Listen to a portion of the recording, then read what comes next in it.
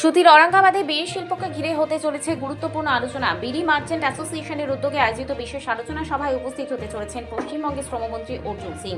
শ্রমমন্ত্রীর উপস্থিতিকে ঘিরে ইতিমধ্যে বিড়ি ব্যবসায়ী ও শ্রমিকজীবী মহলে তৈরি হয়েছে ব্যাপক আগ্রহ।